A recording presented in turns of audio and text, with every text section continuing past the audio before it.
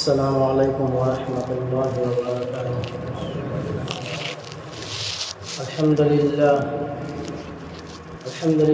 نحمده ونستعینه ونستغفره ونؤمن به ونتوکل علیہ، صلی اللہ علیہ وعلی آلہ واصحابہ اجمعین، اما بعد، فقد قال اللہ تبارک وتعالی فی القرآن المجید والفرقان الحمید: اعوذ باللہ من الشیطان الرجیم، بسم اللہ الرحمن الرحیم، واعتصموا بحبل اللہ جميعا ولا تفرقوا، آمنت باللہ صدق اللہ مولانا العظیم وصدق رسولہ النبی الکریم، ونحن على ذلك من الشاہدین والشاکرین، والحمد للہ رب العالمین۔ سبحانك لا علم لنا إلا ما علمتنا إنك أنت العليم الحكيم، رب اشرح لي صدري ويسر لي أمري واحلل عقدة من لساني يفقهوا قولي، اللهم صل على سيدنا مولانا محمد وعلى آل سيدنا مولانا محمد وبارك وسلم۔ بزرگان محترم، عزیز ساتھیوں، اللہ تبارک و تعالی نے ہمیں جن مذاہب سے جوڑ کر کے جن مذہب سے جوڑ کر کے رکھا ہے، اس کا نام مذہب اسلام ہے۔ مذہب اسلام سچا اور صاف ستھرا مذہب ہے، کسی کے اوپر ظلم و زیادتی کو پسند نہیں کرتا۔ مذہب اسلام پیار و محبت، الفت و انسیت کا مذہب ہے۔ یہ آپس میں پیار اور محبت سکھاتا ہے، الفت اور انسیت سکھاتا ہے، مل جل کر کے رہنا سکھاتا ہے، ایک دوسرے کے حقوق کو بتلاتا بھی ہے اور حقوق کے ادائیگی کے طریقے بھی سکھلاتا ہے۔ آج جمعہ کا دن 26 جنوری کا دن ہے۔ 26 جنوری کے تعلق سے اور آج کے دن جگہ جگہ جشن منائے جاتے ہیں۔ 26 جنوری کا دن ہمارے لیے کون سا پیغام لے کر کے آتا ہے، اور 26 جنوری کہتے کس کو ہیں؟ ہم لوگ اس سے ناآشنا ہیں۔ اصل میں اللہ تبارک و تعالیٰ نے ہمیں جس ملک میں رکھا ہے، یہ ملک ایک نمایاں ملک ہے پورے عالم میں۔ یوں تو حرمین شریفین کا تقدس اور اس کی عظمت اپنی جگہ برقرار ہے، لیکن اس کے علاوہ جو ملک ہندوستان ہے، یہ پورے عالم میں ایک نمایاں ملک ہے۔ جو قوم اپنے اکابرین کی، اپنے بزرگوں کی، اپنے پرکھوں کی اور اپنے اسلاف کی تاریخ کو بھلا دیتی ہے، اس قوم کے دل کے اندر بزدلی پیدا ہو جاتی ہے، بزدلی آ جاتی ہے۔ جو قوم اپنے اکابرین، اپنے بزرگان دین اور اپنے اسلاف و اخلاف کی تاریخ کو بھلا ڈالتی ہے، وہ قوم بزدل ہو جاتی ہے۔ غالباً آج ہمارے ساتھ یہی معاملہ ہے کہ آج مسلمان ہونے کے باوجود، ایمان والے ہونے کے باوجود، قرآن، نماز، روزے، حج، زکوٰۃ والے ہونے کے باوجود، لا الہ الا اللہ محمد الرسول اللہ کا اقرار کرنے کے باوجود ہم بزدل ہیں، ہمارے دل کے اندر بزدلی ہے۔ ہم اپنے آپ کو کمزور سمجھتے ہیں۔ ایک ایمان والا اپنے آپ کو کمزور سمجھے، ایک مسلمان اپنے آپ کو کمزور سمجھے، اس سے بڑی بزدلی اور کیا ہو سکتی ہے؟ آئیے ہم دیکھیں کہ اس ملک کے لیے ہمارے اسلاف نے اور یہ ملک کس طریقے سے شروع سے لے کر کے آج تک زندگی گزارتا رہا۔ یوں تو اس ملک کے اندر 600 سال تک مسلسل مسلمانوں کا تسلط رہا، اسلامی حکومت رہی، لیکن بدقسمتی سے وہ آخری دور آیا اکبر بادشاہ کا۔ اس کے بعد بھی حکومت چلی، لیکن ہندوستان کی اسلامی حکومت کو جو تنزلی کا سامنا کرنا پڑا، جہاں سے تنزلی شروع ہوئی وہ اکبر کا زمانہ تھا۔ برطانوی حکومت دھیرے دھیرے ہندوستان کے اندر اپنے ناپاک سازش اور ارادوں کے ساتھ آنا شروع ہوئی۔ برطانوی حکومت جب ہندوستان میں ہمارے ملک میں قدم رکھا تو لوگوں نے پہلے آ کے پھاڑ کر دیکھا کہ یہ کون لوگ آ گئے، لیکن وہ اپنے ارادے میں اپنے سازشوں کو پورا کرتے ہوئے آئے تھے، اور آ کر کے ہمیں یہاں دھوکہ یہ دیا کہ ہم لوگ بغرض تجارت آئے ہیں، ہم لوگ اپنے ملک سے باہر سے سامان کپڑے وغیرہ لائے تھے، جو اچھے بہترین کوالٹی کے کپڑے بہترین سامان ہیں، اور آپ کو سستے دام میں دیں۔ چنانچہ لوگ سمجھ گئے اس بات کو، بھولے بھالے مسلمان اس بات کو سمجھ گئے۔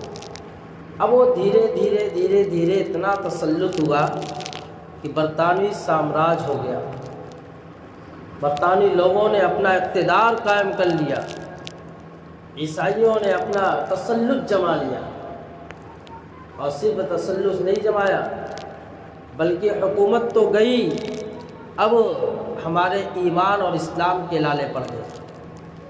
دھیرے دھیرے ان لوگوں نے اپنی تبلیغ چالو کر دی اور ارتداد کی ہوا چل رہی،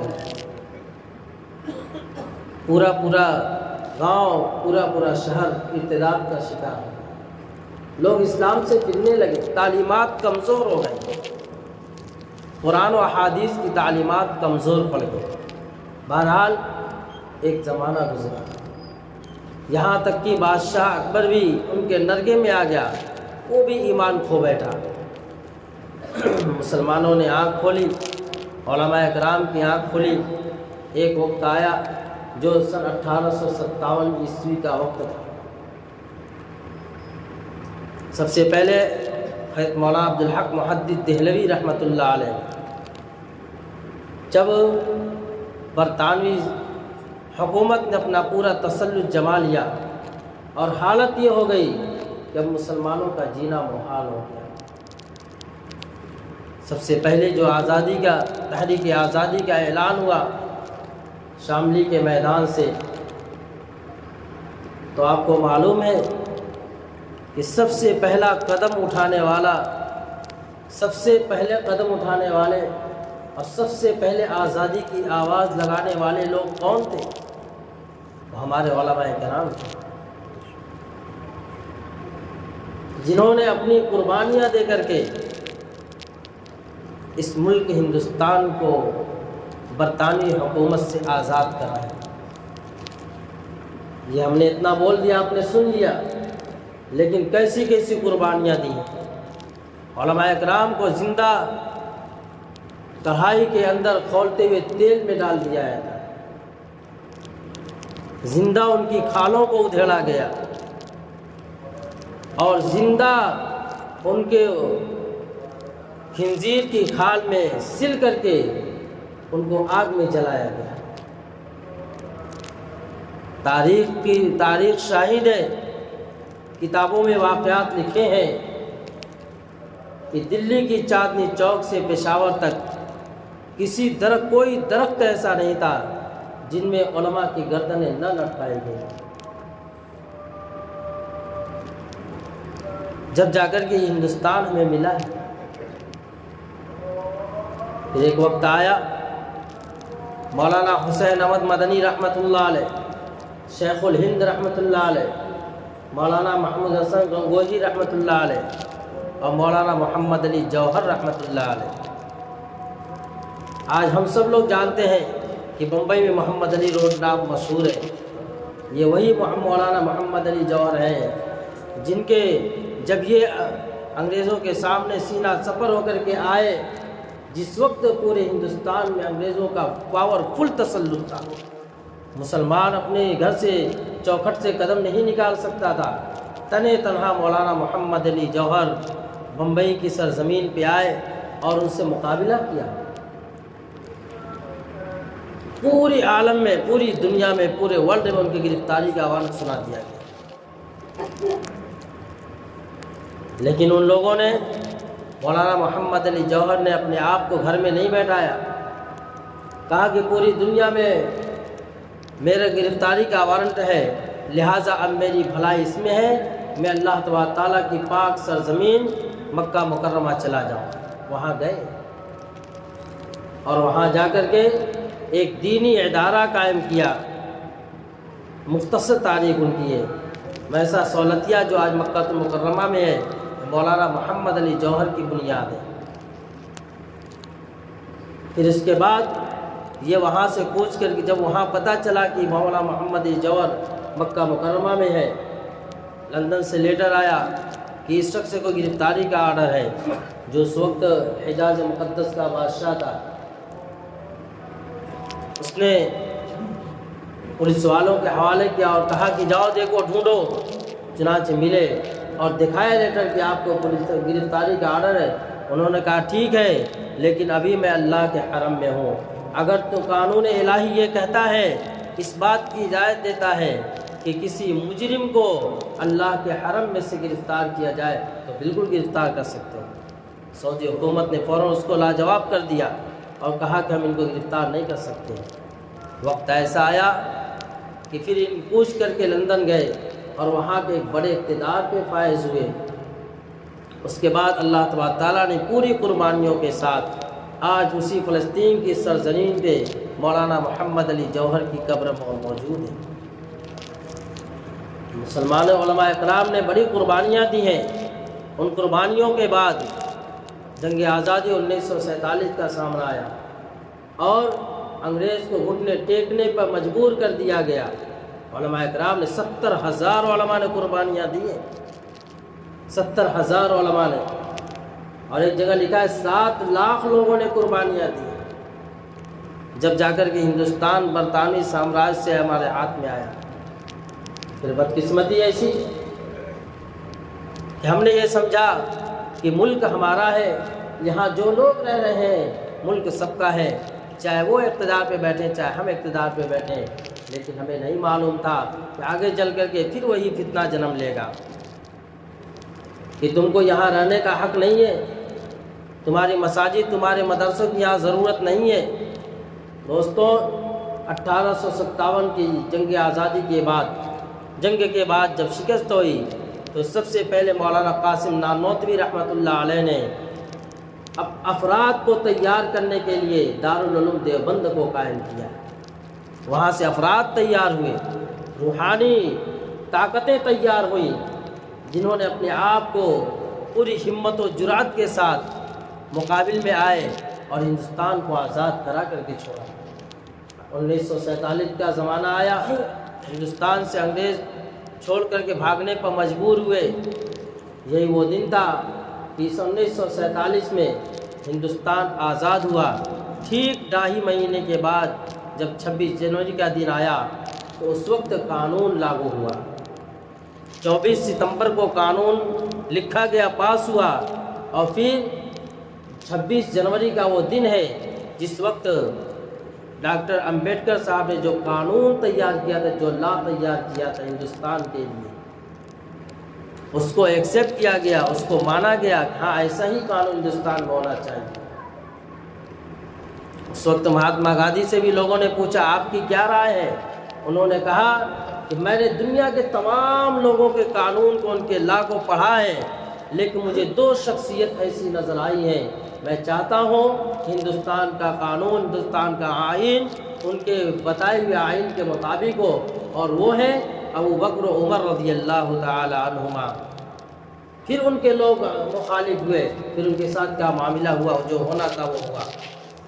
تو میرے عزیز ساتھیوں، 26 جنوری کا وہ دن ہے جس میں ہندوستان کی آزادی کا کہ ہر شخص یہاں اپنے مذہب کے اعتبار سے آزاد ہے، ہر شخص یہاں اپنے سیاست کے اعتبار سے آزاد ہے، ہر شخص یہاں اپنی روحانیت اور اعمال کے اعتبار سے آزاد ہے۔ لیکن وہ آزادی کیسی؟ ایسی آزادی نہیں کہ اسلام کو چھوڑ کر کے زندگی گزاری جائے۔ آزادی تو ایسی ہے کہ غیروں کے چنگل سے نکالا جائے اور اللہ تبارک و تعالیٰ کے قانون سے اس کو جوڑا جائے۔ ابو بکر صدیق رضی اللہ تعالیٰ کا دور خلافت ہے، اور آپ کے پاس ایک غلام تھا، اس سے کچھ غلطی ہو گئی۔ ابو بکر صدیق رضی اللہ تعالیٰ ان کو سمجھانے لگے۔ ایک اور صحابی وہاں موجود تھے، انہوں نے کہا کہ ابو بکر آپ نے اس کو کیا سمجھ کر کے ڈانٹنا شروع کیا؟ ابو بکر صدیق رضی اللہ تعالیٰ نے فرمایا کہ یہ میرا غلام ہے، میرا نوکر ہے، اس سے غلطی ہوئی، میں اس کو تنبیہ کر رہا ہوں، اس کو آگاہ کر رہا ہوں۔ کہا کہ تم ایک انسان ہو کر کے ایک انسان کے اوپر حکومت کر رہے ہو، تم ایک انسان ہو کر کے ایک انسان کو غلامی میں رکھنا چاہتے ہو، تم تو خود کسی کے غلام ہو، اور وہ رسول اللہ صلی اللہ علیہ وسلم ہے۔ ہم مسلمان اللہ اس کے رسول کی غلامی والی زندگی گزارنے والے ہیں، کسی انسان کی غلامی میں ہم زندگی گزارنا پسند نہیں کرتے۔ ہم آزاد ہو کر کے کھل کر کے اسلام کا عمل کرنے والے ہیں۔ اسلام ہی وہ تنہا مذہب ہے جو ایسی آزادی دلاتا ہے کہ سارے غیر طور طریقوں کو چھوڑ کر کے ایک اللہ لا الہ الا اللہ کے جھنڈے میں آ جاؤ۔ جب تم اسلام کو فالو کرو گے، اسلام پہ عمل کرو گے، پورے اسلام کے حامی اور مددگار بنو گے، ہر لائن میں، اپنی زندگی کے ہر لائن میں جب اسلام کو مد نظر رکھو گے تو میرے عزیز ساتھیوں، اسی کو فرمایا ہے کہ تم ہی سربلند رہو گے بشرطے کہ تم مومن ہو۔ سارا اقتدار، ساری باغ ڈور، ساری حکومتیں اور ساری طاقتیں تمہارے ہاتھ میں، جس کے ہاتھ میں جس کا ساتھ دینے والے اللہ کی ذات ہو، اور وہ ناکام دنیا میں پھرے، یہ کیسے ہو سکتا ہے؟ دوستو، ہمارے اندر کچھ کمی ہے کہ ہم نے تو اسلاف کی قربانیوں کو بھلایا، ہم نے رسول اللہ صلی اللہ علیہ وسلم کی سیرت کو نہیں پڑھا، ہم نے رسول اللہ صلی اللہ علیہ وسلم کے صحابہ کی صفات کو نہیں پڑھا ہے۔ اس لیے ہم یہ سمجھتے ہیں زندگی نام ہے صبح سے شام اور شام سے صبح ہونے کا۔ زندگی اس کا نام نہیں ہے۔ زندگی نام ہے اسلام پہ عمل کرنے کا، زندگی نام ہے لوگوں سے محبت کے ساتھ پیش آنے کا، زندگی نام ہے لوگوں کے حقوق کی ادائیگی کا، زندگی نام ہے اللہ اس کے رسول کے حقوق بتائے ہوئے طریقوں پہ زندگی گزارنے کا۔ اسی کو فرمایا قرآن نے وَاعْتَصِمُوا بِحَبْلِ اللَّهِ جَمِيعًا، کہ تم اللہ کی رسی کو مضبوطی کے ساتھ پکڑ لو۔ دنیا کی کوئی طاقت تمہیں زیر نہیں کر سکتی ہے، دنیا کی کوئی طاقت تمہیں زیر نہیں کر، تمہیں ہرا نہیں سکتی ہے۔ اللہ نے کہا تم تو سربلند رہو گے، تم تو سربلند رہو گے بشرطے کہ تم مومن ہو۔ اپنے آپ کو سچا مومن بنا کر کے پیش کرو، اپنے آپ کو سچا مسلمان بنا کر کے پیش کرو، پھر دیکھو اللہ تبارک تعالیٰ کی نصرت و مدد کیسے آتی ہے، اور پھر کامیابی ہمارے قدم کیسے چومتی ہے۔ اللہ تبارک و تعالیٰ ہمیں ان سب باتوں پہ عمل کی توفیق عطا فرمائے، اور اپنی وحدانیت پہ اور رسول اللہ صلی اللہ علیہ وسلم کی رسالت پہ عمل کرنے کی توفیق عطا فرمائے۔ وآخر دعوانا الحمد للہ رب العالمین۔